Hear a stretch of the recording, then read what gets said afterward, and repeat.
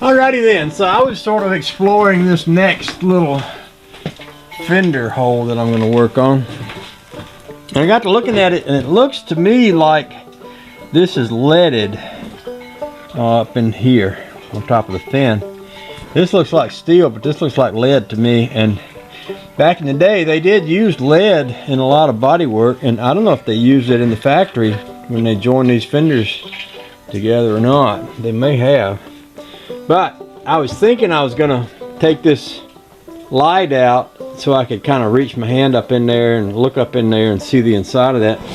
Well, I want you to look. It really surprised me when I was trying to get these screws out and I couldn't, so I went and got a flashlight so I could see them. And the heads are rusted on those bolts, on those screws. Well, there's no way I'm ever gonna get a screwdriver to fit on that. And the same thing here on this screw that fits on the lens that holds this on there. They're just rusted and so almost caved in on themselves. This one here has a little bit of a Phillips head left to it. These don't. That's gonna make it interesting getting that apart.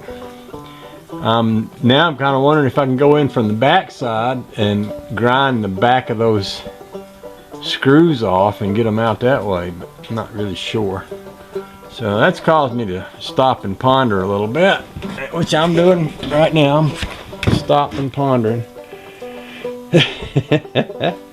Wonder what to do next.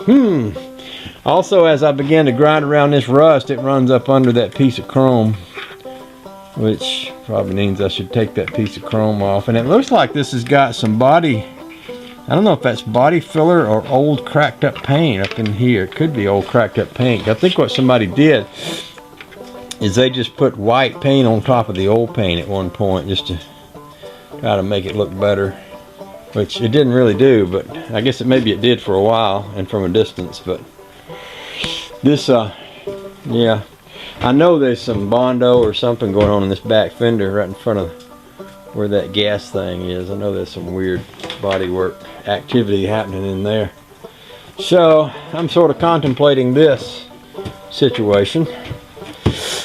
I know I could get all of that out if I broke the light, you know, and put some vice grips on there, but I'd kind of like to preserve the lenses if I could and not break everything. I have to think on that some. So yeah, I'm gonna think on that some.